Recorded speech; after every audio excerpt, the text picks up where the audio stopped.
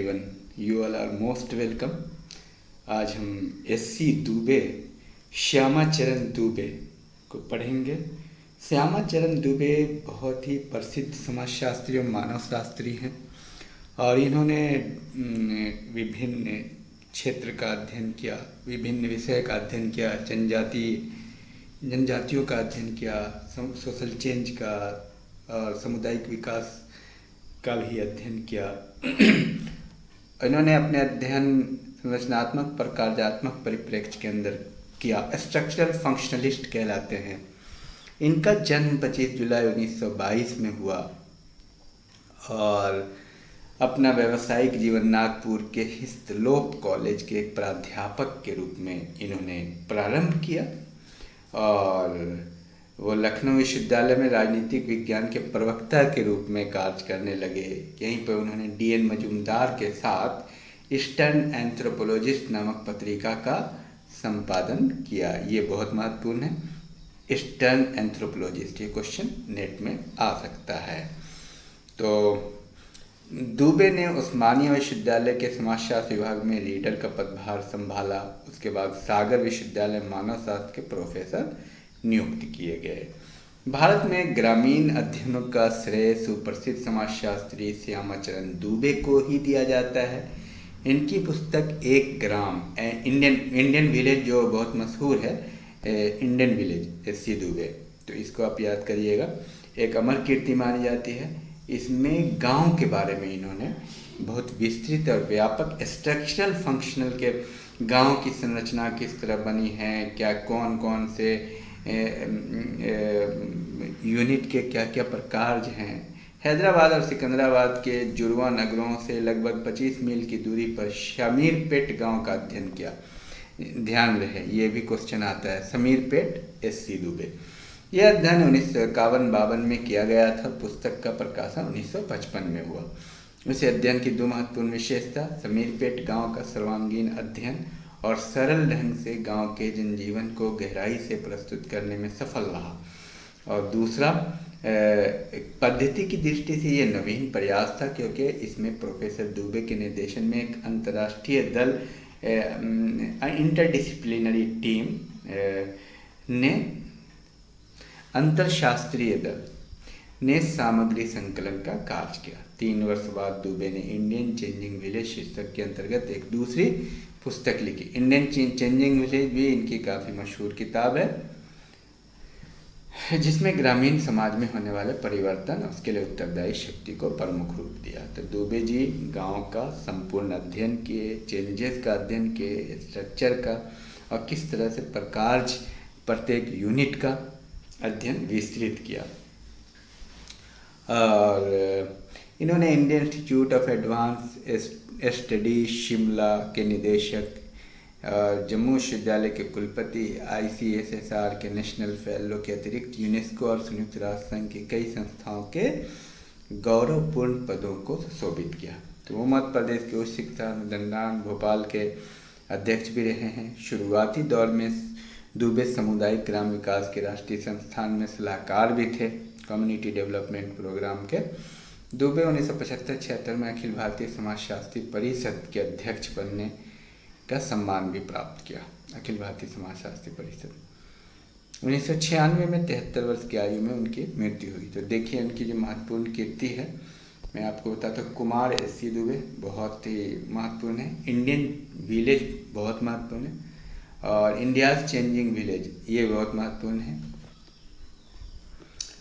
Explanation and Management of Change, Contemporary India and Modernization, Social Sciences and Changing Society, Tribal Heritage of India, Modernization and Development, Indian Society।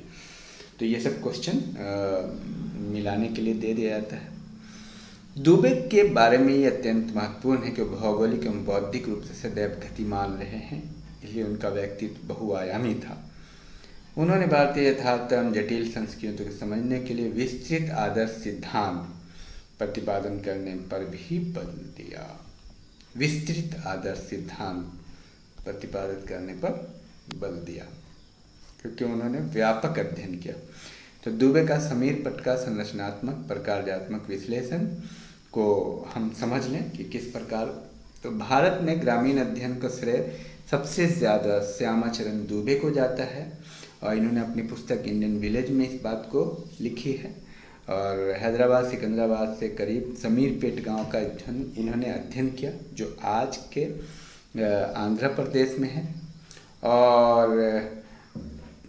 ये गांव तेलंगाना क्षेत्र में आता है, अभी ये तेलंगाना क्षेत्र में आता है जो आंध्र प्रदेश के व्यापक सांस्कृतिक क्षेत्र का एक अंग है। तेलंगाना क्षेत्र को उपजाऊ खेती, वीरान चट्टान, तालों और झीलों और मंदिरों का प्रदेश कहा जाता है। समीरपेट ऐसे ही एक तालाब के किनारे और उस सड़क पर स्थित है जो उत्तरी जिले के मुख्य नगर करीमनगर को जाती है। गांव की प्रकृति दक्षिणी पठारों की अपनी छटा से अनुरूप है। इसके आसपास जंगल बहुत कम हैं। ये सब चीज़ें हैं। 1951 के जनगणना के अनुसार समीरपेट तथा पास के दो नगलों बाबूगुडा तथा ऊपर पल्ली की कुल संख्या 2494 थी जो 508 परिवारों में बटी हुई थी। यह अध्ययन 1951-52 में किया गया था और पुस्तक का प्रकाशन, इस पर ध्यान दीजिए, अब पुस्तक का प्रकाशन 1955 में हुआ लंदन में, इंडियन विलेज। इस अध्ययन के दो महत्वपूर्ण विशेषता थे। प्रथम ये कि समीरपेट गांव का सर्वांगीण अध्ययन और सरल ढंग से गांव के जनजीवन का अध्ययन, और ये सफल भी रहा। अद्वितीय पद्धति की दृष्टि से एक नवीन प्रयास था क्योंकि प्रोफेसर दुबे ने इंटरडिसिप्लिनरी टीम को इसमें रखा था। तो क्या क्या था? अध्ययन, सर्वांगीण विकास था, सर्वांगीण अध्ययन था और इंटरडिसिप्लिनरी था। 3 वर्ष बाद दुबे ने इंडियन चेंजिंग विलेज शीर्षक के अंतर्गत एक दूसरी पुस्तक लिखी जिसमें उन्होंने ग्रामीण समाज में होने वाले परिवर्तनों के लिए उत्तरदायी कारकों को देखा। ग्रामीण समुदाय की सामाजिक संरचना, भारतीय संस्कृति की सबसे प्रमुख विशेषता, अनेकता में एकता, ये सारी चीज़ें, विविधताओं पर दृष्टि डालें तो आश्चर्य होता है कि यहाँ एक उत्तर प्रदेश गांव में मुस्लिम नारी ऊपर से नीचे एक बुर्के में सारे शरीर को ढककर बाहर निकलती है, तो दूसरी ओर नागा साधुओं का समूह, दिगंबर जैन सन्यासी पूर्णतः नग्न दृष्टिगोचर होते। ये है सामाजिक प्रकृति भारत के गांव के। एक और ऐसे मानव समुदाय मिल जाएंगे जिनका सामान्य भोजन मांसाहारी है, जबकि दूसरी ओर ऐसे समुदाय हैं जो पूर्णतः शाकाहारी है। बहुपत्नी प्रथा भी है, बहुपति प्रथा, मातृसत्तात्मक, पितृसत्तात्मक, ये सारे। तो हम लोगों ने जाना समीरपेट विलेज के बारे में। समीरपेट गांव धर्म के अनुसार जनसंख्या में 340 मुस्लिम और हिंदू थे। सांस्कृतिक दृष्टि से हिंदू और मुसलमानों में रीति रिवाज दर्शनीय ढंग से भिन्न थे। मुसलमान उर्दू भाषी जबकि हिंदू तेलुगु भाषी हैं। व्यवहार में गांव के अधिकांश लोग द्विभाषी हैं। समीरपेट बहुत पुराना गांव नहीं है, इसका इतिहास लगभग 350 वर्ष पुराना है। तो ये है 1978 ईस्वी में हैदराबाद के निजाम ने इस गांव को फखरुल मुल्ला खान नामक व्यक्ति को जागीर में दिया। तो ये था समीरपेट गांव की सामाजिक संरचना। तो समीरपेट ग्राम की सामाजिक संरचना का उसकी 3 प्रमुख इकाइयों में वर्णन किया जा सकता है। ये प्रमुख इकाइयाँ ग्रामीण समुदाय में जाति व्यवस्था थी और आंतरिक गठन, सत्ता और न्याय, और अंतरजातीय और अंतरग्रामीय संगठन। तो सबसे पहला ग्राम समुदाय में जाति व्यवस्था। समीरपेट में हिंदू और मुसलमान दोनों ही रहते हैं। मुसलमान अल्पसंख्यक हैं किंतु सामाजिक और धार्मिक मामले में उनका समूह संगठित है। वे सभी सुन्नी शाखा के और संपत्ति या पूंजी के आधार पर उनमें कोई वर्ग भेद नहीं मिलता। वे स्वायत्त और आत्मनिर्भर समूह के भांति व्यवहार करते हैं। 1948 से पहले समीरपेट मुस्लिम जागीर में होने के कारण वहाँ के मुसलमान राजकीय मामलों में विशेष सुविधा की स्थिति में थे। गांव में इनकी स्थिति खेतिहर जातियों के बराबर ही गिनी जाती है, लेकिन हिंदुओं में धर्म की दृष्टि से उन्हें सदैव ही अपने से नीचा माना है। हिंदुओं की कठोर और सोपानात्मक जाति व्यवस्था से घिरे ये मुसलमान भी जाति सोपान क्रम की परिधि में फंसे दिखाई पड़ते हैं और उनकी स्थिति आश्चर्यजनक हो गई। हिंदू समाज व्यवस्था का मूल आधार जाति व्यवस्था है। ठीक है, तो इस जाति व्यवस्था में 4 वर्ण हैं, ब्राह्मण, क्षत्रिय, वैश्य और शूद्र। ठीक है, और समय के साथ साथ पांच विभाजन हो गए। 3 पूर्वज जिन्हें द्विज वर्ण कहा जाता है, केवल वही उपनयन संस्कार करते हैं और जनेऊ पहनते हैं। इनके बाद चौथे समूह में कई व्यावसायिक जातियां आती हैं और जिन्हें अपेक्षाकृत स्वच्छ माना जाता है। और उनके बाद 5वां समूह उन जातियों का है जो अस्वच्छ अस्पृश्य कहलाता है। वर्ण व्यवस्था की इस मोटी रूपरेखा के अंतर्गत देश के विभिन्न प्रदेशों में जातियों की अपनी स्वायत्त सोपानात्मक व्यवस्था पाई जाती है, किंतु जाति के 2 लक्षण सार्वभौमिक है। प्रथम अंतर्विवाही इंडोगेमस, उनका भोजन व्यवहार तथा सांस्कृतिक शुद्धता स्पष्ट नियमबद्ध है। प्रत्येक जाति कई अंतर्जातीय विवाही उपजातियों में विभाजित है और प्राय सभी मामलों में एक स्वतंत्र समूह की भांति व्यवहार करती है। ये उपजातियां पुनः विभिन्न गोत्र में बटी है जो बहिर्विवाही है, नियम द्वारा संचालित होती है। गोत्र भी आगे वंश में विभाजित है जो बहिर्विवाही होते हैं। इस भांति भारतीय गांव में जाति व्यवस्था एक जटिल सोपानात्मक व्यवस्था है और वही सामाजिक जीवन का मुख्य आधार है। शमीरपेट के हिंदुओं की जाति व्यवस्था भी विभिन्न जातियों की एक जटिल और सोपानात्मक संरचना को प्रकट करती है। हिंदू में ब्राह्मणों का सर्वोच्च स्थान है। वड्डा, रेरकला, पिच, कुंटला, माला और मादिगा जातियों को छोड़कर शेष सभी जातियों के ब्राह्मण पुरोहित हैं। तो ये रहा कुल मिलाकर के। रेड्डी, कुम्मारी, गोल्ला समान स्थिति पर है और अंतर्विवाही हैं। इसमें भोजन व्यवहार पाया जाता है। मुत्रासी की स्थिति थोड़ी सी भिन्न है। रेड्डी और गोल्ला तो इनके साथ खाना खा लेते हैं, लेकिन कुम्मारी इनके द्वारा छुआ हुआ खाना नहीं खाते। तो इस तरह से यहाँ आप ये देखिएगा जाति व्यवस्था भी है, छुआछूत भी है, अंतर्जातीय है, जो लुइस ड्यूमे भी बताते हैं जाति का एक महत्वपूर्ण कैरेक्टरिस्टिक्स वही चीज़ है। तो इसको आप अगर आप एग्ज़ाम में लिखें तो अपने अकॉर्डिंग लिखें। जाति की जो विशेषता है, जो जीएस भुरिये बताते हैं, देखिए बात एक ही है, बस कहने का अंदाज अलग अलग है। ये सी दुबे कह रहे हैं वहाँ के बारे में, लेकिन ओवरऑल अगर आप देखिएगा तो पूरे भारतीय समाज में जाति व्यवस्था का कैरेक्टर पाया जाता है। बस इसमें करना यह है कि एस.सी. दुबे ने जिन जातियों का वहाँ पे वर्णन किया वो जाति आपको याद होना चाहिए और उसको आपको वर्णित करना है। तो ये है। दूसरा पॉइंट है आंतरिक संगठन और सत्ता और न्याय। शमीरपेट के अंतर आंतरिक नियंत्रण की दृष्टि से 2 स्पष्ट इकाइयाँ दिखाई देती है। पहली गांव को सामाजिक धार्मिक इकाई और जिसके अपने पदाधिकारी और कार्यकर्ता होते हैं। दूसरा सरकार की प्रशासनिक एवं अर्ध सरकारी अधिकारी।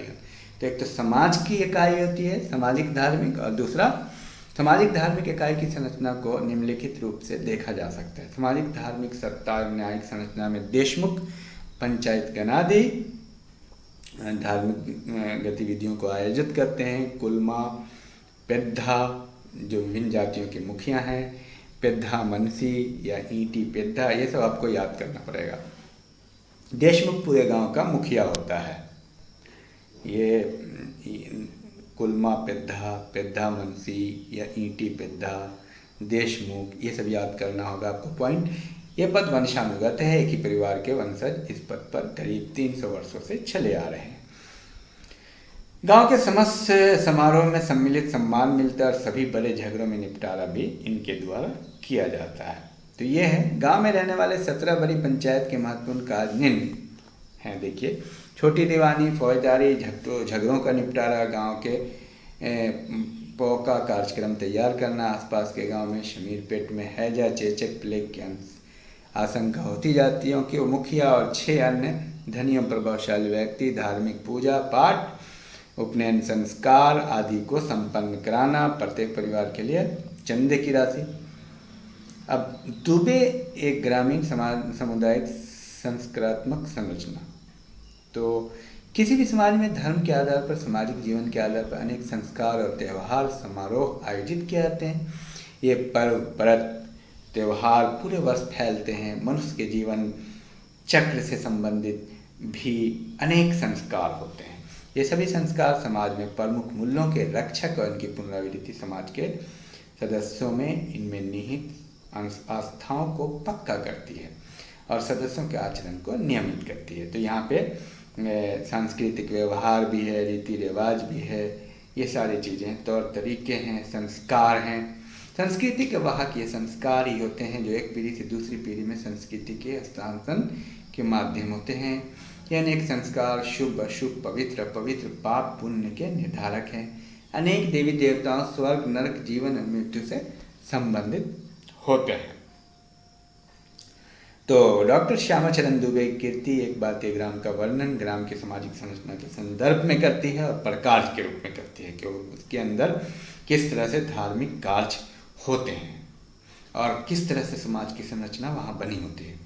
इस तो समीरपेट की सामाजिक संरचना के अतिरिक्त अर्थव्यवस्था, धार्मिक गतिविधियाँ, पारिवारिक संबंध, जीवन स्तर, सामुदायिक जीवन, बदलते हुए स्वरूप, सामाजिक परिवर्तन को भी दिखाया गया है। धार्मिक गतिविधियाँ, ये सारी चीज़ें हैं। विश्लेषण और वर्णन दोनों ही अनुपम हैं। जनजीवन के दर्पण का रूप साकार उठा। समीरपेट गांव के निवासियों की धार्मिक गतिविधियां संस्कारात्मक संरचना का सही उदाहरण प्रस्तुत करती है।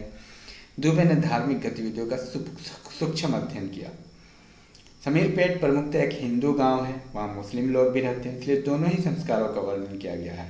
ग्रामीण संस्कारात्मक संरचना को सरलता से समझने के लिए हम तो उसे 3 भागों में बांटते हैं: संज्ञानात्मक, भावनात्मक, संवेगात्मक और क्रियात्मक पहलुओं को। इन तीनों को मिलाकर संरचना का निर्माण समग्र रूप सामने आता है। तो जिस तरह से आप ये देखिएगा, संरचनात्मक पहलू को देखा गया, जाति व्यवस्था वहाँ पे सर्वाधिक है, जाति के हर एक काम हैं और जाति के साथ साथ एक 5वीं जाति अछूत भी हो गई है, ब्राह्मण, क्षत्रिय, वैश्य, शूद्र और अछूत। तो ये सारी जातियाँ जो समाज की एक संरचना को निर्मित करती है और सभी अपने अपने विशेष कार्यों से जुड़ी हुई है, सारी अंतर्विवाही है। ये सब कैरेक्टर है जो आमतौर पे आप जानते हैं। बस उसमें आपको तरीका क्या है एग्जाम में लिखने का कि आप उसको वैज्ञानिक से मिला दें। एक चीज़ बताइए, जीएस घुरिये ने अध्ययन किया, एमएन श्रीनिवास ने अध्ययन किया।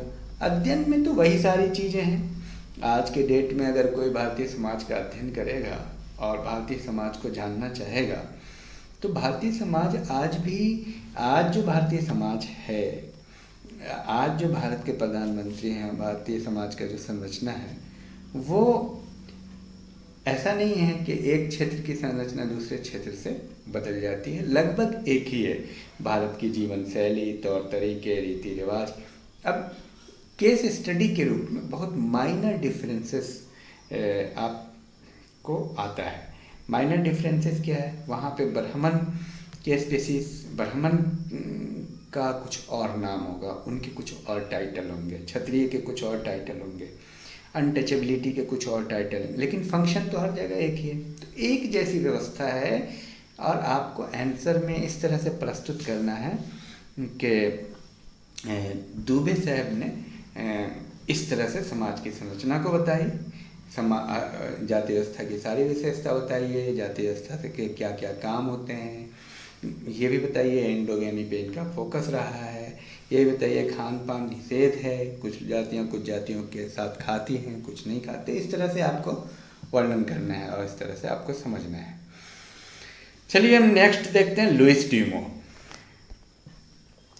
फ्रांसीसी मानवशास्त्री लुइस ड्यूमो भारतीय विद्याशास्त्री परिप्रेक्ष्य के प्रमुख समर्थक माने जाते हैं। ये इंडोलॉजिकल हैं और ड्यूमो ने कई वर्षों तक ऑक्सफोर्ड विश्वविद्यालय में अध्यापन किया, किंतु 1955 के बाद फ्रांस आ गए और यहीं पे इन्होंने अध्यापन कार्य किया।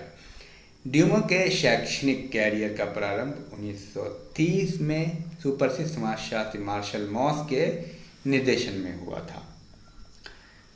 युद्ध बंदी के कारण उनके अध्ययन में बाधा आई, किंतु उन्होंने संस्कृत का अध्ययन जारी रखा। ड्यूमो को भारत के समाजशास्त्र में विशेष रुचि थी, इसलिए भारतीय विद्याशास्त्री हैं जिस प्रकार से जीएस घुरिये हैं।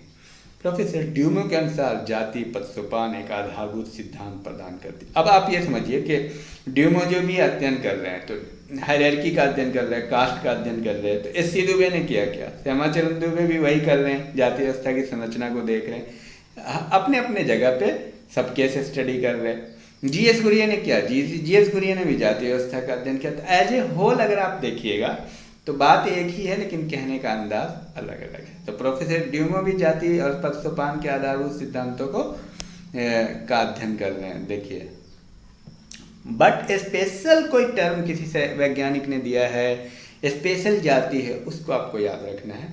ड्यूमो कहते हैं हमारा पहला आधारभूत उद्देश्य जाति व्यवस्था की वैचारिकी को समझना है। ड्यूमो जाति व्यवस्था की वैचारिकी के इसके पीछे आइडियोलॉजी क्या है, तो क्या है इसके पीछे? ड्यूमो कहते हैं पॉल्यूशन है, इसके पीछे प्योरिटी है, ड्यूमो उस पर फोकस करते हैं। और हमारे एस.सी. दुबे जी इंडोगैमी पे फोकस करते हैं, हालांकि ड्यूमो भी इंडोगैमी की बात करते हैं। तो ड्यूमो ने अपनी पुस्तक के प्रथम अध्याय, जिसे विचारों का इतिहास कहते हैं, में जाति शब्द की परिभाषा प्रस्तुत किया है।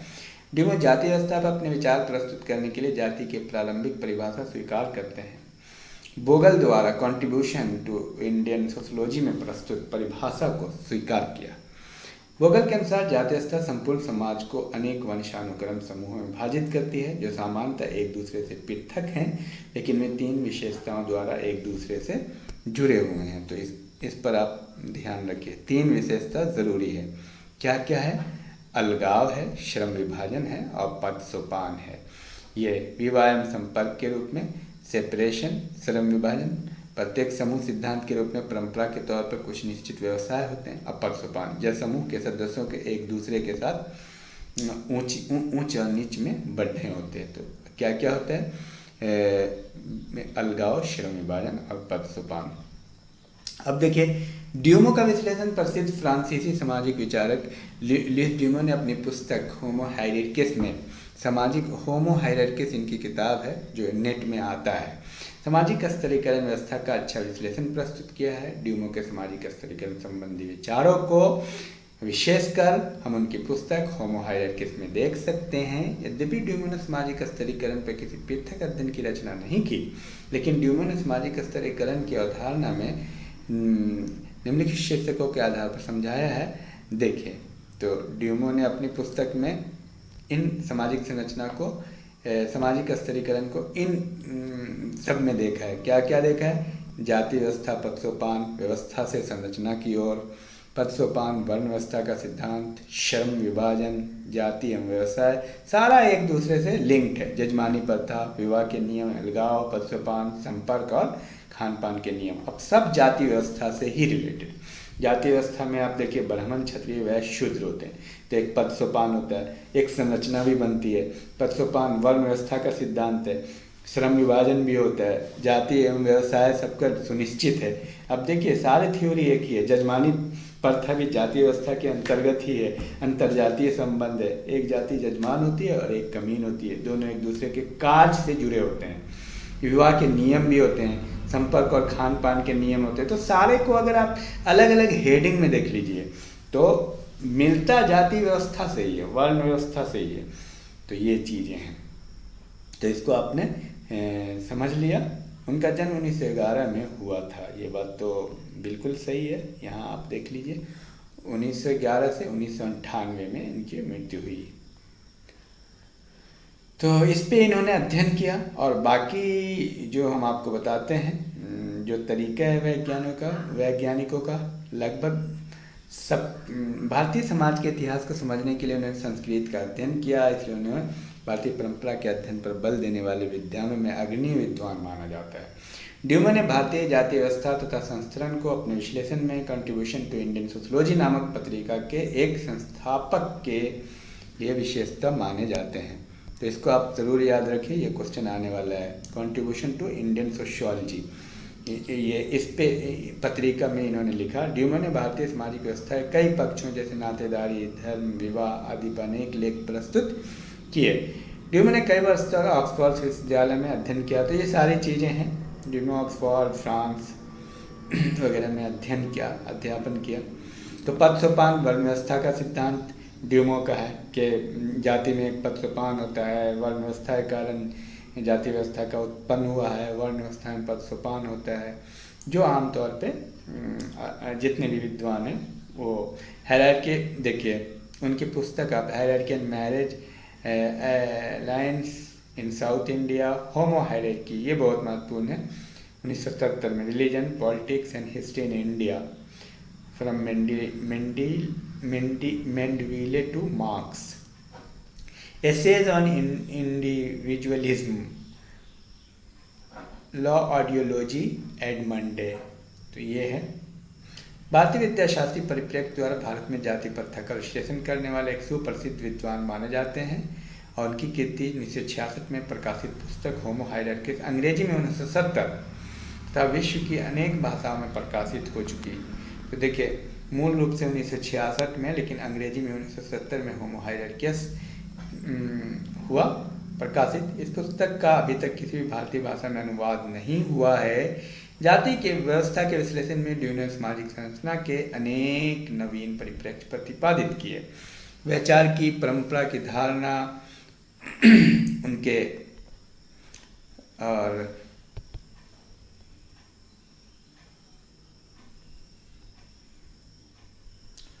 उनके पद्धति शास्त्र के प्रमुख रूप में निम्न 4 तत्व हैं। इसको आपको जरूर याद रखना है। 4 तत्व है। वैचारिकी और संरचना, ये इनकी मैथोलॉजी है।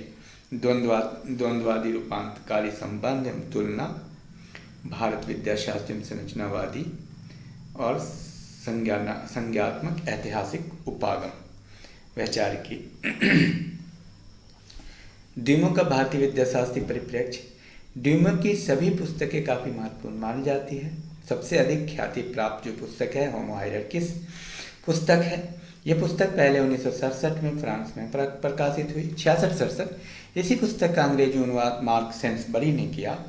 इस पुस्तक में उन्होंने अंतर्राष्ट्रीय जगत में एक अग्रणी समाजशास्त्री के रूप में प्रतिष्ठित किया। यह पुस्तक 11 अध्याय में विभाजित है। ये महत्वपूर्ण बात है। पुस्तक के प्रारंभ में परिचयात्मक विवरण के अंतर्गत उन्होंने आधुनिक मानव के समानतामूलक विचारधारा को श्रेणी क्रम की पृष्ठभूमि में अव्यक्त किया है। पुस्तक के अध्ययन की सामग्री अग्र प्रकार है। तो इस तरह से ये इंडोलॉजिकल है और विचारों का इतिहास पहली है, व्यवस्था को से संरचना की ओर, पवित्र और अपवित्रता, ये सारी चीज़ें आप देखिएगा जाति और वर्ण व्यवस्था से ही रिलेटेड है। संस्तरण, सारे अध्याय आपको याद होने चाहिए। वर्ण का सिद्धांत, श्रम विभाजन, विवाह का नियम, सहवास एवं खान पान संबंधी नियम, ये सारी जाति व्यवस्था और वर्ण व्यवस्था से संबंधित सामाजिक संरचना को प्रदर्शित करती है। शक्ति एवं क्षेत्र, वो भी जाति पर ही आधारित है। प्रभु जाति, जाति, सरकार और न्याय सत्ता, सहवर्ती एवं निहितार्थ, कॉन्कोमिटेंट एंड इम्प्लीकेशन, तुलना, क्या गैर हिंदुओं तथा भारत बाहर जातियां हैं, तुलना भी करते हैं। तुलना पर आधारित निष्कर्ष, जिसमें इन्होंने गैर हिंदुओं, ईसाई, मुस्लिम में जाति की विद्यमानता से जुड़े प्रश्नों के आधार पर हिंदू एवं गैर हिंदू समुदाय की तुलना की है। तुलना पर आधारित निष्कर्ष, समकालीन प्रवृत्ति, जिसमें उन्होंने जाति में होने वाले अभिनव परिवर्तनों के परिप्रेक्ष्य में संस्तरण पर आधारित समाजों एवं समतामूलक समाजों की समसामयिक प्रवृत्ति की तुलना की व्याख्या की है। तो ये था। इस पुस्तक में उन्होंने भारत विद्याशास्त्री, मानव शास्त्री, उच्च समाजशास्त्री सिद्धांतों की बहुकुशलता एवं वीरतापूर्वक ढंग से समन्वय करके भारतीय जाति व्यवस्था तथा उसके द्वारा पड़ने वाले प्रभावों का सारगर्भित विश्लेषण किया है। और इनका विचार था कि भारत का समाजशास्त्र एवं भारत विद्याशास्त्र के संगम पर ही होना चाहिए। जाहिर सी बात है, जब तक भारतीय विद्याशास्त्र को आप नहीं समझेंगे और भारतीय समाज को नहीं समझेंगे, तब तक भारतीय समाजशास्त्र को नहीं समझ पाएंगे। इसलिए भारतीयों के मूल्यों के अध्ययन के लिए धर्म ग्रंथों का अध्ययन करना अनिवार्य है तथा इसके लिए संस्कृत का ज्ञान होना भी अनिवार्य है। ड्यूमो ने जाति व्यवस्था का विश्लेषण पवित्रता के आधार पर किया है, जो अनूठा है। ये आप ध्यान में रखें, ये बहुत महत्वपूर्ण है। जाति व्यवस्था का अध्ययन इन्होंने पवित्रता के आधार पर किया। ड्यूमो ने पुस्तक में जाति के इतिहास एवं उत्गम संबंधी सिद्धांतों से लेकर सामाजिक संस्तरण, व्यवस्था, खान पान संबंधी निषेध और ये सारी चीज़ों का अध्ययन, श्रम विभाजन, जजमानी व्यवस्था, भौतिक संपर्क और सामाजिक परिवर्तन को भी इन्होंने देखा। तो ये है ड्यूमो का कुल मिलाकर के। सबसे इम्पॉर्टेंट है, ड्यूमो शुद्धता, अशुद्धता, पवित्रता और अपवित्रता के रूप में देखते हैं और 2 भागों में विभाजित करते हैं। अस्थायी सत्यता, अस्थायी शुद्धता, अशुद्धता और स्थायी अशुद्धता। प्रथम प्रकार की अशुद्धता क्षणिक होती है और निर्धारित अवधि में समाप्त होकर पुनः शुद्धता प्राप्त कर लेती है, जैसे मासिक धर्म, प्रसव काल, मृत्यु से जुड़ी अशुद्धता, इसी श्रेणी में आते हैं। स्थायी शुद्धता वो है, अशुद्धता वो है जो परिवर्तनशील नहीं है, जैसे मृत्यु संस्कार को करने वाले डोम का पेशा। तो इस तरह के पवित्र और अपवित्रता से संबंधित मूल्य भी हैं जिनका वर्णन उन्होंने किया है। कुल मिलाकर आलोचकों का कहना है कि ड्यूमो ने असमानता पर आधारित समाज को आदर्श समाज मानने की भूल की। ऐसा लगता है कि ड्यूमो का सिद्धांत राजनीति से प्रेरित रहा है, जिसके द्वारा वो ये प्रमाणित करना चाहते हैं कि संस्तरण पर आधारित भारतीय समाज में समानता और समाजवाद संभव नहीं है। साथ ही ड्यूमो ने पूर्व एवं पश्चिम से चले आ रहे विवाद को पुनर्जीवित कर दिया तथा पश्चिमी समाजों में वर्ग एवं सजातीयता पर आधारित असमानता को अनदेखा कर दिया। इस प्रकार से घुरिये एवं ड्यूमो ने भारतीय विद्याशास्त्री परिप्रेक्ष्य की न केवल विवेचना की वरना उसको विस्तृत रूप भी दिया है। तो ये रहा कुल मिलाकर के ड्यूमो का। ड्यूमो ने काफ़ी सही विश्लेषण किया। ड्यूमो ने जाति व्यवस्था को देखा, जाति व्यवस्था पे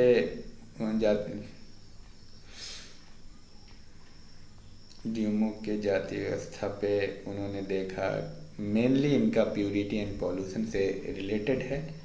जाति व्यवस्था में प्यूरिटी और पॉल्यूशन देते हैं, जाति व्यवस्था में पद सोपान देखते हैं, जाति व्यवस्था में ये देखते हैं ड्यूमो के संरचना कैसे बनती है समाज की। ड्यूमो ये देखते हैं कि जाति इंडोगेमी है, किस प्रकार से इंडोगेमी है, किस प्रकार से ये समाज की संरचना बनी हुई है। क्योंकि ड्यूमो कई परिप्रेक्ष्य के लेकर के चलते हैं। ड्यूमो मतलब संरचनावादी भी है, प्रकारवादी भी हैं, ड्यूमो इंडोलॉजिकल हैं। तो जाहिर सी बात है भारतीय विद्याशास्त्री हैं। भारत में उन्होंने संस्कृत का और वो वेद और रामायण महाभारत को भारतीय ज्ञान के आधार के रूप में, भारतीय समाज के आधार के रूप में देखते हैं। तो उनका मानना है कि जब तक भारतीय विद्या को नहीं समझेंगे तब तक भारतीय समाज को नहीं समझेंगे, ऐसा लुईस ड्यूमो और जीएस घुरिये मानते हैं। तो ये रहा कुल मिलाकर के। आगे हम आंद्रे बिद्दई को देखेंगे। Thank you, all the best.